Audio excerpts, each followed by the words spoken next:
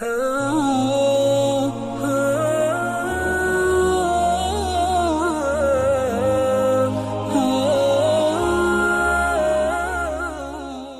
کے نیچے سبسکرائب کے بٹن پہ کلک کریں، بیل کے آئیکن پہ کلک کیجئے تاکہ ہر نئی ویڈیو کی نوٹیفیکیشن آپ کو ملے۔ شیخ الحدیث مولانا محمد زکریا کاندھلوی میرے دادا پیر، انہوں نے واقعہ لکھا ہے شاہ ابو سعید گنگوئی رحمۃ اللہ علیہ کا، جو ہمارے شجرے کے اندر موجود ہیں۔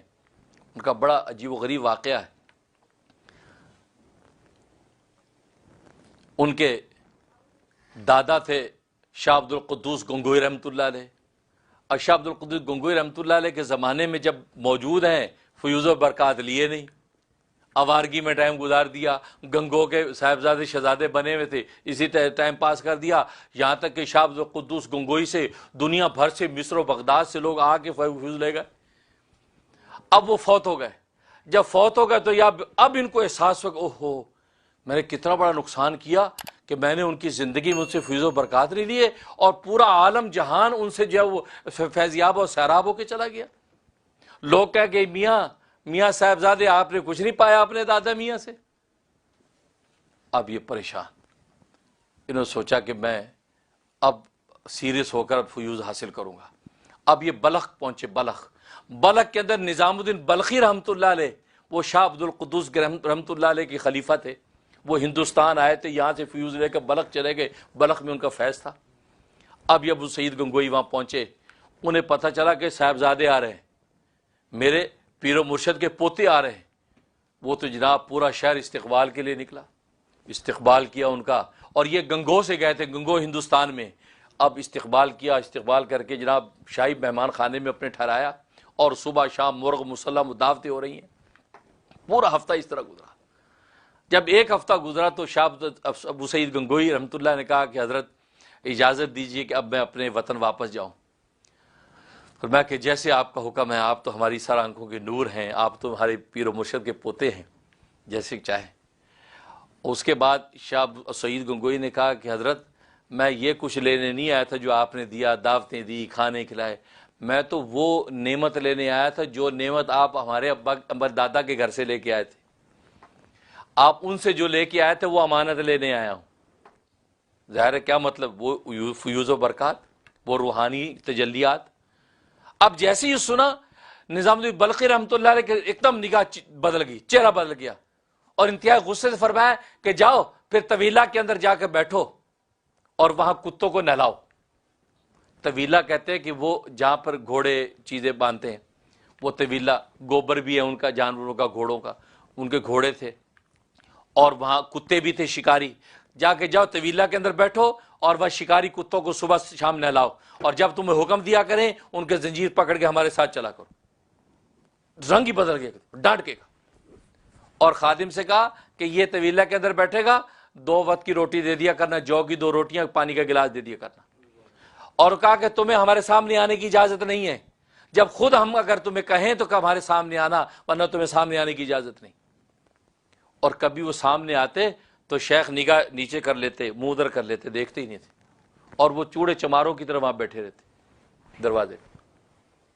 اب اس طریقے سے اصلاح شروع ہو گئی، یہ تزکیہ اصلاح ہو رہی ہے۔ یہ اصلاح ایسے نہیں ہوتی۔ آج ہم کپڑے کے شل دور کرنے کے لیے استری کو گرم کرتے ہیں، کہ جب اتنے لیول پر، اتنے پوائنٹ پہ گرم ہوگی تو استری ختم ہوگی، کاٹن ہے تو اتنی تیز کرو، ہیں اگر جو ہے وہ نائلن ہے تو اتنی کرو۔ ہم پورے اس کے درجے جانتے ہیں۔ تو اسی طریقے سے انسان کی جو ہے تزکیہ اصلاح کے لیے بھی گرم استری کرنی پڑتی ہے۔ پیر و مرشد گرم استری جب مارتا ہے، وہ اس کو پتا ہے کہ یہ کاٹن ہے، یہاں ذرا ہیٹ 6 پہ رکھنی ہے، یہ نائلن ہے، یہ 3 پہ بھی ہو جائے گا۔ اب نائلن کاٹن سے کہے کیا جی مجھے تمہیں 3 پہ اور مجھے 6 پہ، وہ کہ تو کاٹن وہ نائلن ہے۔ اسی طرح انسانوں میں فرق ہوتا ہے۔ پیر و مرشد کی نگاہ ہوتی ہے، وہ جانتا ہے کہ یہ کاٹن ہے، اس پر کتنی سختی کرنی ہے، یہ نائلن ہے، کتنی سختی کریں گے اور یہ کام ہو جائے گا۔ لیکن آج لوگ کہاں اس کا تزکیہ چاہیں، کہا کہ وہاں بیٹھ جاؤ، بٹھا دیا، اب وہاں بیٹھے، مہینوں وہاں گزر گئے۔ اب کبھی وہ کتوں کو نہلا رہے ہیں، صبح شام ان کی مالشیں کر رہے ہیں، زنجیر پکڑ کے ساتھ شکار کے لیے جا رہے ہیں، یہ حالت ہے۔ تو چند مہینے گزر گئے تو طویلہ کی جو ایک بھنگن تھی، اس کی لید وید اکٹھی کرنے والی، اس کو بلایا شیخ نے، کہا کہ آج جب تم لید اکٹھی کرو تو لید کا ٹوکرا لے کے اس کے پاس سے گزرنا اور دیکھنا کہ وہ کیا کہتا ہے. ظاہر لید جب پاس سے گزرے گی تو بدبو آئے گی، اسمیل آئے گی. اب یہ تو صاحبزادے تھے گنگو کے، یہ تو پوتے تھے عبد القدوس گنگوئی کے. اب جیسے وہ گزری ہے تو انہوں نے اور تھوڑی سی لید گر بھی گئی اوپر، غصے سے اٹھے، آگ پینے ہو گئے. دبلے پتلے تھے، کمزور، غصے سے اٹھے. کہا کہ نہ ہوا گنگو تو میں تجھے پوچھتا، یہ ہمارے شیخ کے گھر کی تو بنگن ہے تبھی چھوڑ رہا ہوں. ڈانٹا، نکل یہاں سے. چلی گئی. شیخ نے پوچھا کیا کہا؟ کہا جی اسے پکڑ کے ڈانٹا کہ گنگو ہوتا تو میں پھر تیری خبر لیتا، یہاں تو غیر ملک میں آیا بیٹھا ہوں، کیا کروں؟ جیسے امریکہ میں آ کے کتنے لوگ مسکین بن جاتے ہیں، جی امریکہ ہے، پاکستان ہوتا پھر میں پوچھتا. اب تو نے وہاں کیا پوچھنا تھا؟ تڑی لگانے کے لیے ٹائم پاس کرتا ہے. اتنا دلیر ہوتا تو یہاں ہی کیوں آتا؟ تو خیر، اب جناب حضرت نے کہا اچھا اس کا مطلب ابھی بو ہے صاحبزادگی کی. 2-3 مہینے کے لیے چھوڑ دیا. 2-3 مہینے کے بعد پھر کہا کہ اب لے کے گزرنا اور تھوڑی سی اوپر بھی گرا دینا، پھر دیکھنا کیا کہتے ہیں. اب وہ گزری اور تھوڑی سی گرا بھی دی اوپر، تو بس چین بجبی ہو کے رہ گئے، بس پی گئے غصہ، بس بولے کچھ نہیں. دیکھا بڑے غصے سے، چپ، سر جھکا لی. شیخ نے پوچھا کیا ہوا؟ کہا کہ حضرت آج گزری ہوں، تھوڑی سی گرا بھی دی اس کے اوپر، تو بس غصے سے دیکھا، بس پی گئے غصہ، چپ کر کے سر جھکا لی. کہا کہ ہاں اس کا مطلب یہ جو تیز دیکھا نا ابھی ہے، کسر باقی ہے. اب یہ دیکھو وہ کیسی محنتی ہوتی تھی. آج تو مشائخ آپ کے لیے پھول ہیں بھائی. آج تو مشائخ تھوڑی سی صلاحیت پہ خلافت دے دیتے ہیں، تھوڑی سی صلاحیت پہ نواز دیتے ہیں، لیکن آج کمبخت مرید اتنے نااہل ہیں وہ پھر بھی کچھ لینے کے قابل نہیں. ان کو اتنی فرصت نہیں ہے کہ ان کو یہ دیکھیں کہ شیخ ہوتا کیا ہے، مرشد ہوتا کیا ہے، یہ سلوک ہوتا کیا ہے، یہ تعلق ہے کیا، یہ نسبت کی حقیقت ہے کیا. ان کو اتنا سوچنے کا بھی ٹائم نہیں، ان کو خبر نہیں ہے کہ اس کی حقیقت ہے کیا. اب ان کا اچھا ابھی ہے. پھر کچھ عرصہ گزر گیا، فرمایا اب جاؤ، اب تو پورا ٹوکرا اوپر ہی پھینک دینا. گئے اور اسے ٹوکرا اوپر ہی پھینک دیا. اب جیسے پھینکا تو پریشان ہو کے اٹھے، اوہو گر گئے تم، چوٹ لگ گئی. اوہو اپنے ہاتھ سے بھر کے سارا جو ہے نا وہ گوبر جب بھر دیا ٹوکرے میں. اسے کہا اوہو ٹھوکر میری وجہ سے ٹھوکر لگی، کوئی تکلیف تو نہیں ہوئی؟ کہا نہیں بھائی صاحب میں ٹھیک ہوں. رخصت. تو شیخ نے آج کیا ہوا؟ کہا حضرت آج تو کمال ہی ہو گیا، وہ تو بالکل بندہ بدل ہی گیا. کہا کہ میں تو اس کو اوپر گرا دیا اور وہ تو اٹھا، اوہو میری وجہ سے تو ٹھوکر لگ گئی، اوہو معاف کرنا بھائی. تو سارا اس نے اپنے ہاتھوں سے سارا جو گوبر ٹوکرے میں ڈال کے میرے سر پہ ٹوکرا رکھا اور معافی مانگتا رہا. فرمایا کہ ماشاءاللہ کام ہو گیا. اللہ اکبر. یہ دیکھو کیسا تزکیہ ہو رہا ہے. فرمایا کہ بس آج ہم نے شکار کے لیے نکلنا ہے، ابو سعید سے کو ہمارے ساتھ چلے، اور ہماری شکاری کتوں کی زنجیریں ابو سعید پکڑے اور کوئی کتا چھوٹنے نہ پائے. اب تھے یہ کمزور، انہوں سوچا کہ ہاتھ سے زنجیر نکل نہ جائے تو زنجیر اپنے کمر سے باندھ لی. اب 4 کتے تگڑے اب وہ لے کے چل رہے ہیں اور حضرت گھوڑے پر ہیں. اب کتوں نے کوئی شکار دیکھا تو کتے تو بھاگے شکار پر. اب جب بھاگے تو یہ روک رہے ہیں اور کتے روک نہیں رہے. اب ساسا دوڑے کتنا دوڑتے، ٹھوکر لگی گر گئے.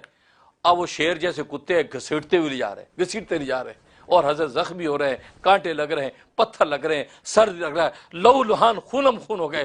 اللہ اکبر. جب یہ کیفیت ہوئی، اب جب لہو لہان ہوئے اور ایک پتھر اتنی زور سے ان کے سر پہ لگا ہے اور خون کا فوارہ پھوٹا ہے، اس سے نگاہ اوپر اٹھائی ہے تو اللہ نے اپنی تجلی دکھا دی.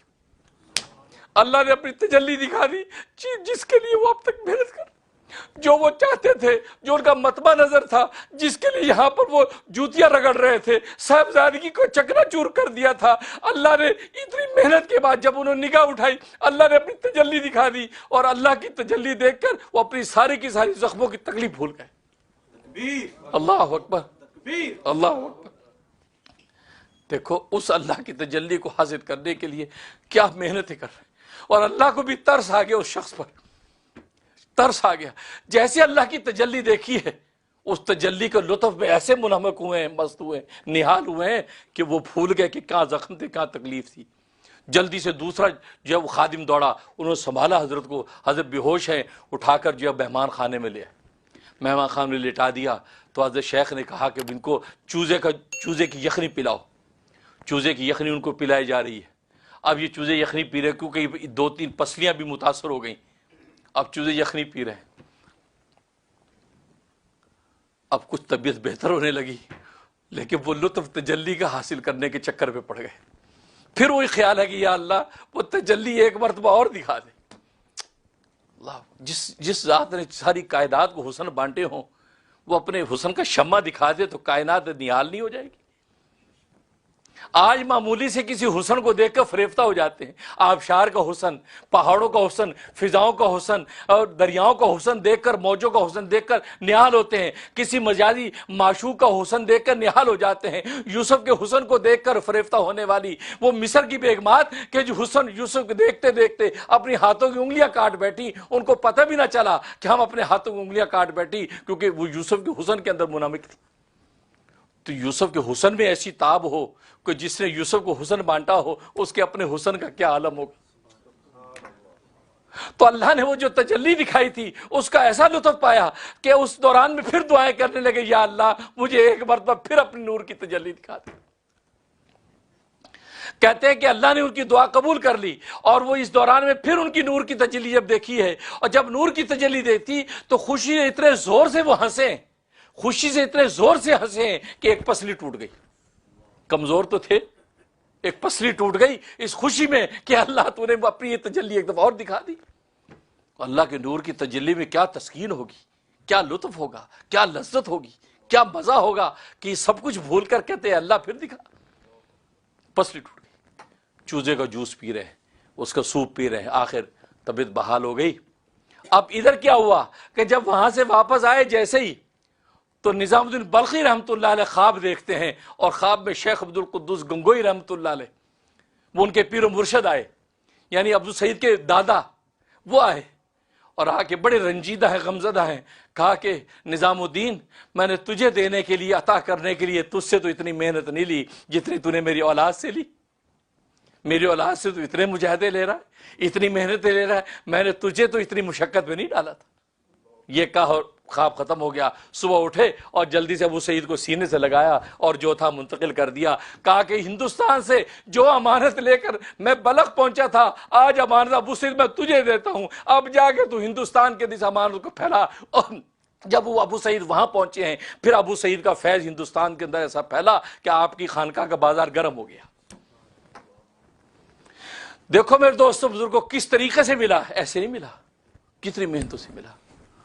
آج کل تو مشائخ بیچارے دینے کو پھر رہے ہیں کیونکہ دینے والا بدلہ نہیں ہے، لینے والا بدلہ ہے. دینے والا نہیں بدلا. کیوں کہ نظام الدین بلخی ابو سعید گنگوئی کو جس نے عطا کیا وہ دینے والا تو اب بھی ہے. وہ آج آپ کے پیر و مرشد کو بھی وہی دینے والا ہے، لینے والے بدل گئے.